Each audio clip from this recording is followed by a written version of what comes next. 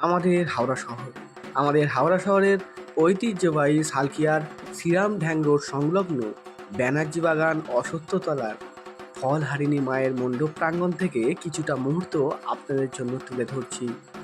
অনেকেই কৌতূহলবশত আমাকে জিজ্ঞেস করছিলেন যে জ্যৈষ্ঠ মাসের প্রথম শনিবারে ফলহারিণী মায়ের পুজো কেন করা হয়। ফলহারিণী অমাবস্যার তো এখনো অনেকটাই বাকি। তাদের উদ্দেশ্যে বলি, আমি এই অঞ্চলের সাধারণ মানুষের থেকে জানতে পারলাম আজ থেকে বহু বছর আগে এই অঞ্চলে মহামারীর দেখা দিয়েছিল, যার ফলে বহু মানুষ অসুস্থ হয়ে পড়ছিলেন। তাই তারা ঠিক করেছিলেন এই অঞ্চলে ফলহারিণী মায়ের পুজো করবেন।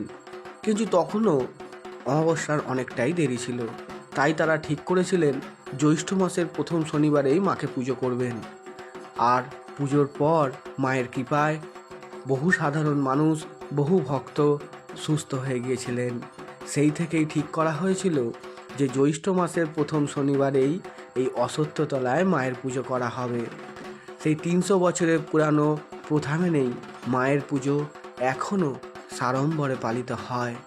আরও জানতে পারলাম মায়ের মন্দিরের পিছনে এই যে পুকুর রয়েছে, এই পুকুর থেকেই মায়ের মন্দিরের ব্যবহার করা বাসন পাওয়া যেত। আরও জানতে পারলাম একটা সময় মায়ের মন্দিরে 108টি কই মাছ নিবেদন করা হতো, যদিও বর্তমানে কালের সঙ্গে কিছুটা নিয়ম পাল্টে 28টি কই মাছ নিবেদন করা হয়।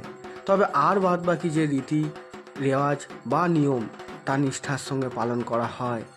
বর্তমানে যারা সদস্য রয়েছেন নবীন থেকে প্রবীণ, তারা প্রত্যেকেই মায়ের পুজো সাড়ম্বরে পালিত করেন এবং এ অঞ্চলের স্থানীয় মানুষেরা আসেন। এছাড়াও আশপাশের বহু জায়গা থেকে মায়ের দর্শন করতে বহু ভক্ত আসেন। তারা প্রত্যেকে নিষ্ঠার সঙ্গে মাকে পুজো দেন। আমরাও পৌঁছে গিয়েছিলাম এই মায়ের দর্শন করার জন্য। ধন্যবাদ জানাই বর্তমানে যারা মন্দির কমিটির সদস্য রয়েছেন তাদেরকে, এত সুন্দর মুহূর্ত আমাদেরকে দেখতে দেওয়ার সুযোগ করে দেওয়ার জন্য। বর্তমানে যিনি এই মন্দির কমিটির সম্পাদক রয়েছেন, আসুন তার মুখ থেকেই আমরা জেনে নিই মন্দিরের কিছু কথা, কিছু তথ্য, কিছু ইতিহাস। আমাদের হাওড়া শহর দেখতে থাকুন। দাদা নমস্কার, আমরা আমাদের হাওড়া শহর ফেসবুক পেজ থেকে এসেছি। গত বছরও এসেছিলাম মায়ের এখানে পুজো দেখার জন্য, মায়ের দর্শন করার জন্য। এবছরে এসেছি, যদি একটু পুজো সম্পর্কে সামান্য কিছু বলেন। পুজো সম্বন্ধে হাওড়া চারশো বয়স আমরা কিছুই জানি না। গীতিকার পুলক বন্দ্যোপাধ্যায় 7 পুরুষের আগে, তার আগে থেকেই পুজো চালু হয়েছে। পুজোর যে নিয়ম নীতি রীতি সব কিছু নিয়েই আমরা করছি।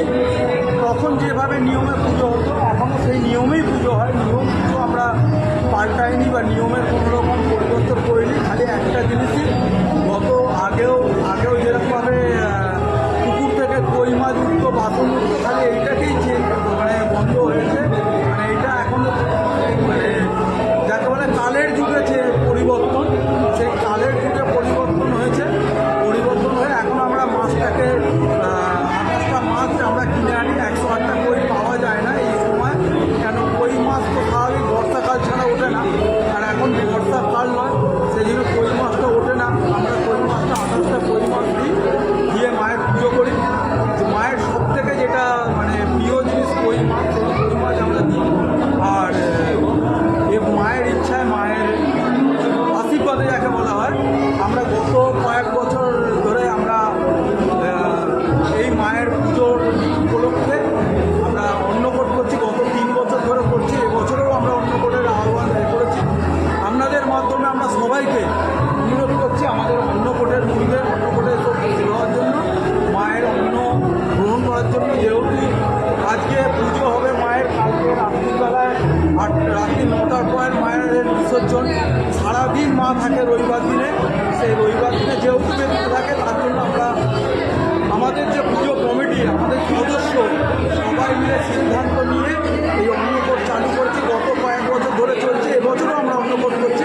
এই অন্নকূটের সকলকে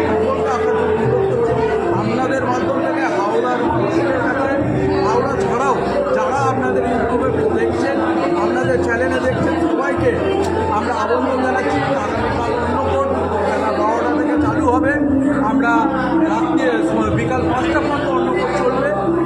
আসে সবাইকে আমরা মনে করবো।